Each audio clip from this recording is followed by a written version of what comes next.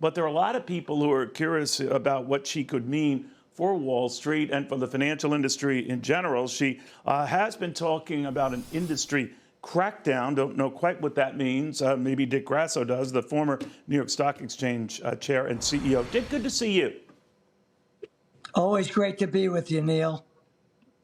So what do you make of the Kamala impact right now? Still early, but if an apparatus is anything and the money-making, ability is anything, she could be formidable. I'm just wondering what you make of these early moves and locking this down a little more than 24 hours after being essentially a presidential candidate. Well, Neil, the quick departure of President Biden is reminiscent of the elimination of Sollozzo and McCluskey in Godfather 1. I think that the challenge for Vice President Harris is to come more to the center, and when she attempts to do that, we'll begin to understand how much of an influence the extreme left is going to have on her. Look, people paint her as a San Francisco liberal, but she's broader than San Francisco. She understands what the Silicon Valley meant to the economy of California, and she understands job creation as a result of the innovation in the technology that comes out of that valley.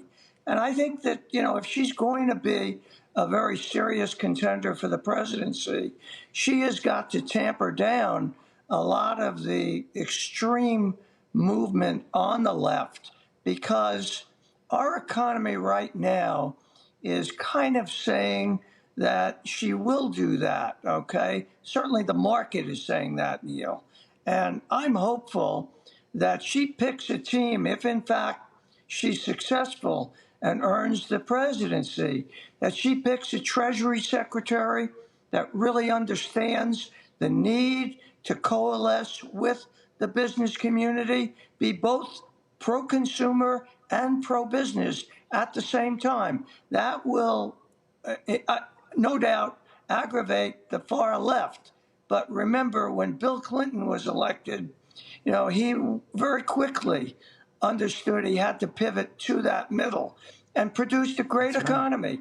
And I think whether she's able to do that or not is really up in the air.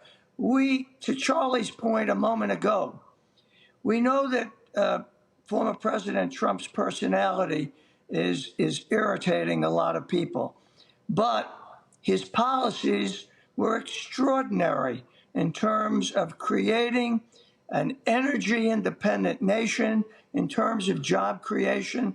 And I think Vice President Harris is going to have to pivot to that.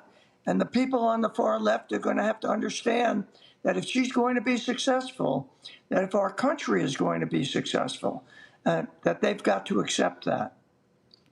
But, any new face coming in is granted, I think in politics as in business, a brief kind of get to know the person. I mean, you saw that yourself when you took over the New York Stock Exchange. There were a number of people, you were an insider, but many wanted them, as with the case of your predecessors, who were picked from the outside. And so some had doubts about you, but they wanted to measure you. It turns out you were more than up to that job, did an outstanding job. But again, there's that feeling out period. Now, you would assume everyone around you knew who you were, certainly. You would assume in this case everyone knows who Kamala Harris is, certainly. But the difference, I think, Dick, is that while she has been vice president for the last 3.5 years, we don't know much about vice presidents. We know her, but we don't know her. So how does she make an impression?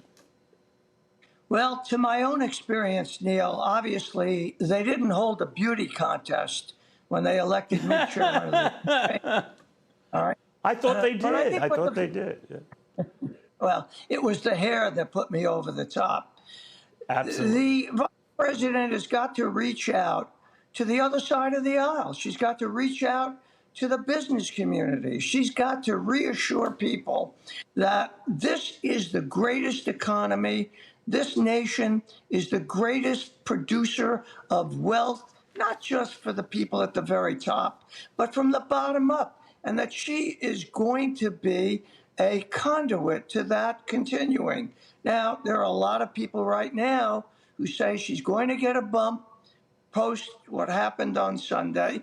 And obviously, she's gotten a tremendous bump in terms of fundraising. But we're a long way from November, Neil. And to your point, the world, certainly the U.S., needs to get to know the real Kamala Harris, okay? Unshielded by a president who had a long history, both as a senator and as a vice president. She's got to get out there and she's got to market herself. And if she's successful in doing that, I would advise my good friend, former President Trump, don't take her lightly. Don't take her lightly, because people back in '92 took Bill Clinton lightly, and you know what happened then. Exactly. Absolutely. So it's going to be a very interesting landscape, and I'm looking forward not only to what she has to say, but to the people who coalesce around her.